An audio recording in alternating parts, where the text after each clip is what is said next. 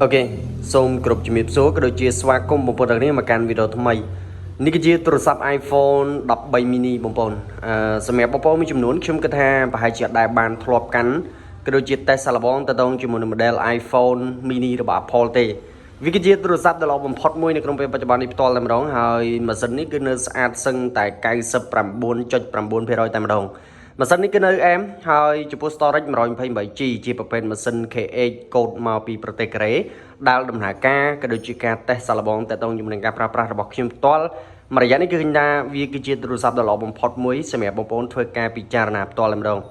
ទូរស័ព្ទ iPhone 13 mini គឺជាទូរស័ព្ទតូចស្អាតងាយស្រួលនៅក្នុងការចាប់កាន់ក៏ដូចជាងាយស្រួលនៅក្នុងការប្រើប្រាស់មែនទែន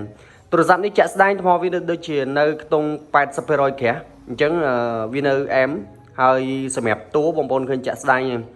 គឺស្អាតភ្លឹងតែម្ដងអត់មានឃើញកន្លែងណាតោះចិត្តទេ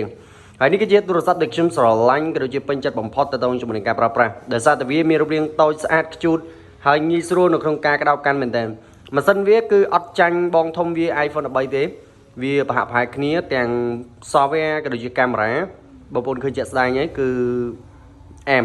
កាមេរ៉ាធំថតច្បាស់ទាំងមុខទាំងក្រោយហើយចំពោះ performance ក៏ដូចជាល្បឿននៃការប្រើប្រាស់អត់ចាញ់អាធំទេគឺប្រហាក់ប្រហែលគ្នាគ្រាន់តែថាអានេះវាតូចរូបរាងវាតូចអញ្ចឹងថ្មវាតូចបន្តិចអញ្ចឹងនៅពេលដែលបងប្អូនទាំងគ្នាធ្វើការប្រើប្រាស់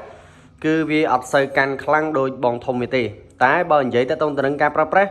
iPhone 13 mini វាធ្វើបានល្អច្រើនតាក់ទងជាមួយនឹងការប្រើប្រាស់ជាក់ស្ដែងក៏ដូចជាផ្នែកកាមេរ៉ារបស់វាថតវីដេអូថតរូបភាពអត់ចាញ់បងធំវាទេហើយចំពោះ iPhone 13 mini នេះគឺទទួលបានការ upgrade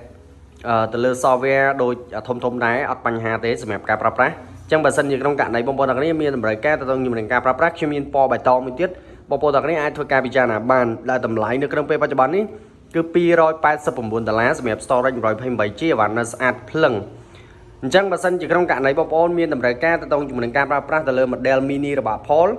អាចទៅខ្ញុំបានតាមរយៈ Telegram ឬក៏បងប្អូនឆានមកកាន់ TikTok របស់ខ្ញុំផ្ទាល់ឬក៏តាក់ទងតាមរយៈលេខទូរស័ព្ទដែលខ្ញុំបានដាក់នៅក្នុង description បានអញ្ចឹងនេះគឺជា iPhone 13 mini ដែលល្អបំផុតមួយនៅក្នុងពេលបច្ចុប្បន្ននេះសម្រាប់បងប្អូនធ្វើការពិចារណាផងដែរអរគុណសម្រាប់ការបានទស្សនាបើសិនជាបងប្អូនមានតម្រូវការផ្សេងៗអាចទៅខ្ញុំបានដូចគ្នាផងដែរអរគុណបាទ